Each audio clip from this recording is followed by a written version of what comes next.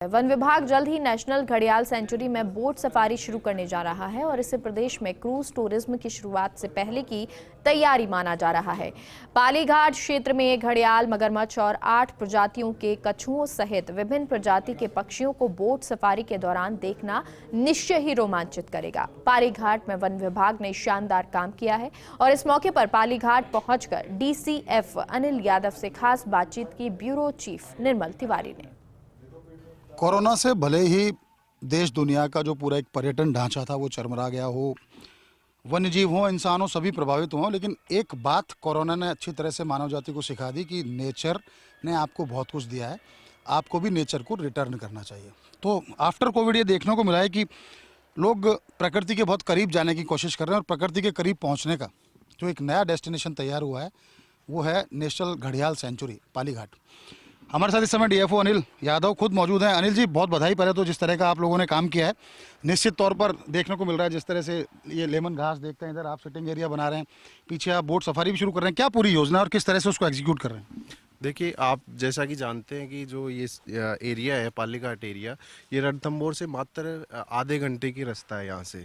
तो हम ये चाह रहे हैं कि जो रणथंभौर में हमारे पास में इतना टूरिस्ट आता है, ये जो एरिया इतना ज़्यादा पॉपुलर पहले हुआ नहीं। उसका रीज़न ये था कि यहाँ बेसिक फैसिलिटी जो टूरिज़्म के लिए चाहिए कि उसको बैठने के लिए थोड़ी सुविधा चाहिए, कैफेटेरिया चाहिए, पेडेस्टेरियन पाथवे चाहिए और उसके अलावा नेचर ट्रेल चाहिए। तो वो फैसिलिटीज़ हम प्रोवाइड करा रहे हैं। यहाँ जो भी हमने काम किया है, जो भी काम आप देख रहे हैं, वो कभी भी पक्का कंस्ट्रक्शन टाइप नहीं लगेगा आपको, वो नेचर से मिलता जुलता ही काम है। तो इस तरह से हमने ये देखा कि जो भी यहाँ टूरिस्ट आता है वो ये देख के खुश हो कि जो भी काम हो रहा है वो नेचर से रिलेटेड है। तो किस तरह की सुविधाएं यहाँ पर विकसित की अनिल जी? मतलब अगर माने उनके लिए रुकने के लिए किस तरह की व्यवस्थाएं, उनके लिए जेटी आपने किस तरह तैयार की है, कितनी बोट है और कितनी प्राइवेट बोट्स का रजिस्ट्रेशन हो रहा है, तमाम किस तरह की प्रक्रिया और कब इसको शुरू करेंगे? देखिए, हमने यहाँ अभी 4 तो हमारे पास में डे टाइम स्टे टेंट है, उसके अलावा 5 रूम है। तो इस तरह से 9 रूम की हमारे यहाँ कैपेसिटी है जहाँ पे डे टाइम स्टे कर सकता है टूरिस्ट। उसके अलावा यहाँ जेटी की फैसिलिटी है जहाँ से हमारे पास में 30 बोट अभी रजिस्टर्ड हैं एज ऑफ नाउ, और फर्दर जो है बोट्स रजिस्ट्रेशन की कार्रवाई चल रही है। तो इस तरह से हम ये देख पाएंगे कि जो बोट्स का रजिस्ट्रेशन है वो काफ़ी लोग इसमें इंटरेस्ट ले रहे हैं। 2 बोट लग्जूरियस बोट भी आई है। तो जो ओवरऑल जो रिस्पॉन्स है, जो टूरिस्ट का रिस्पॉन्स है, वो भी बहुत अच्छा रहा है। अच्छा अनिल जी, एक बड़ा सवाल था। वैसे तो चूंकि चंबल घड़ियाल सेंचुरी तो पहले से नोटिफाई है और तमाम तरह की यहाँ प्रक्रियाएं चल रही थी, कितने तरह के, कितनी स्पीसीज़ के यहाँ पर जलीय जीव हैं, और एक ब्रीडिंग सेंटर के तौर पर जब हम इसको घड़ियाल ब्रीडिंग सेंटर के तौर पर डेवलप कर रहे थे, वो कहाँ तक पहुँचा प्रोजेक्ट? देखिए, ये जो घड़ियाल प्रोजेक्ट है ये पर्टिकुलरली घड़ियाल स्पीसीज़ है, उस पे सेंटर्ड है। तो घड़ियाल की अंतिम शरण स्थली मान सकते हो चंबल में, क्योंकि 70% आबादी चंबल में ही पाई जाती है घड़ियाल की। तो एक तो मेन तो घड़ियाल है, उसके अलावा हमारे यहाँ पर 8 प्रजाति के कछुए भी हैं। जहाँ तक ब्रीडिंग की बात है तो हमने 23 आइडेंटिफाइड साइट्स हैं जहाँ पर घड़ियाल अंडे देता है। उन साइट्स को हम सुरक्षित रखते हैं, उन साइट्स की रेगुलर मॉनिटरिंग करते हैं। घड़ियाल जो है मार्च के मिड में अंडे देता है और मई के अंत में बच्चे निकलने शुरू हो जाते हैं। तो जो पीरियड इन बिटवीन जो 2.5 महीने का जो पीरियड रहता है, उसके अंदर काफ़ी ज़्यादा हमें देखने की ज़रूरत होती है कि कोई प्रेडेटर्स जैसे जकाल हुआ, कुत्ते हुए, इनसे उनकी सुरक्षा करनी ज़रूरी होती है, जो हम कर रहे हैं।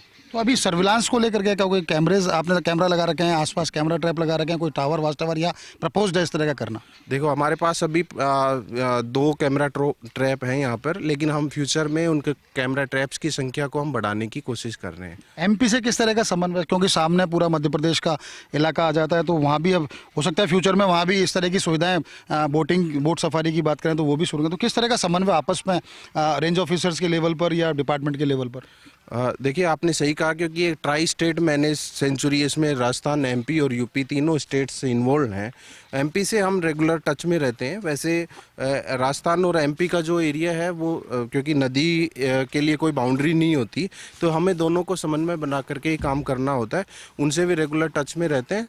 जहाँ तक सैंड माइनिंग का थोड़ा सा इशू रहता है तो MP side unfortunately sand mining थोड़ा लेवल ज़्यादा है। अपने इस तरफ आप किस तरह का सर्विलांस रखते हैं कि सैंड माइनिंग ना हो या मवेशी चराने जो आते हैं किसी तरह की कोई दुर्घटना ना हो, उनको प्रोटेक्ट करने के लिए, उनको रोकने के लिए? देखो, वैसे तो ये लाइफ लाइन है लोगों की, मवेशी वगैरह पे तो ज़्यादा हम कंट्रोल नहीं कर सकते। सैंड माइनिंग पे हमारा पर्टिकुलरली फोकस है।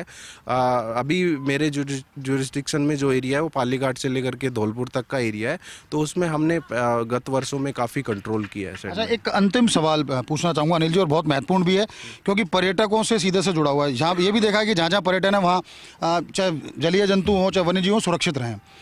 तो क्या इन फ्यूचर में, चूंकि अब बहुत पास में 30-35-40 किलोमीटर का डिस्टेंस है रणथंभौर के अंदर और पालीघाट अपने घड़ियाल सेंचुरी की बात करें, तो क्या ऐसा है कि पर्यटकों को हम कोई कंपोजिट ऐसे सिस्टम शुरू करेंगे कि जो टाइगर रिजर्व अगर बुकिंग कराना चाहे तो साथ में कंपोजिट बुकिंग के तौर पर पालीघाट को भी जोड़ सकें, या आप ऐसा कोई प्रपोज प्लान भेजने वाले हैं? डेफिनेटली ये बहुत अच्छा आइडिया रहेगा कि जैसे कोई टूरिस्ट जैसे रणथंभौर आता है या ओनली पालीघाट आता है, अगर हम कुछ इंसेंटिव दें कि वो रणथंभौर प्लस पालीघाट, बिकॉज पालीघाट को भी मैं एक रणथंभौर का ही पार्ट मानता हूँ। जो यहाँ से नियर बाई जो फॉरेस्ट ब्लॉक है, सेवती ब्लॉक, जो रणथंभौर का ही हिस्सा है। तो टाइगर भी आप देखते हैं कि रणथंभौर का जो टाइगर होता है चंबल क्रॉस करके एमपी भी गया है, तो इट्स पार्ट ऑफ रणथंभौर। तो हम ये चाहेंगे कि जो एक कंबाइंड पैकेज हो उसमें टूरिस्ट को थोड़ा सा इंसेंटिव हो कि अगर वो दोनों सफारी एक साथ करना चाहे तो उसको कुछ कंसेशन मिले। तो ऐसा प्रोजेक्ट, ऐसा प्रस्ताव है हमारे पाइपलाइन में है, we will definitely send it.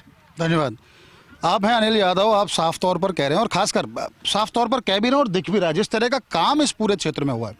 खासकर जब पहले तो कुछ समय पहले जब फ्लड आया, यहाँ बहुत ज़्यादा एक बार स्थिति ऐसी हुई कि डैमेज हुआ, दीवारें गिर गई और भी तमाम तरह के नुकसान हुए, लेकिन जिस तरह से अनिल यादव जी और उनकी टीम ने जो एक हौसले के साथ, एक जिम्मेदारी के साथ जो काम किया, निश्चित तौर पर उसका रिजल्ट देखने को मिलता है कि आज पालीघाट एक तेज़ी से पर्यटन के नक्शे पर उभरने वाला एक क्षेत्र बन गया। और निश्चित तौर पर जिस तरह के प्रस्ताव की हम बात कर रहे थे कि भविष्य में ऐसा भी हो सकता है कि कंपोजिट एक ऐसा टिकट सिस्टम शुरू किया जाए जिसमें रणथंभौर के साथ साथ जो पर्यटक है उसको पालीघाट भी यहाँ आए और उसको कुछ जो दरों में भी रियायत मिले, साथ में सुविधा भी। तो कुल मिला के सुविधाएँ यहाँ विकसित की जा चुकी हैं। उम्मीद ये की जानी चाहिए कि बहुत तेज़ी से अब पालीघाट भी पर्यटन के नक्शे पर उभरेगा, पर्यटकों की पसंद बनता जाएगा, क्योंकि टाइगर सफारी के साथ साथ बोट सफारी करना और खासकर जलीय जंतुओं को देखना, घड़ियाल को, मगरमच्छ को, कछुओं को या दूसरे प्रजाति के जो जलीय जीवन, निश्चित तौर पर एक एडवेंचर होगा। कैमरा पर्सन यश माथुर के साथ Nirmal Tiwari, first India news, Palighat.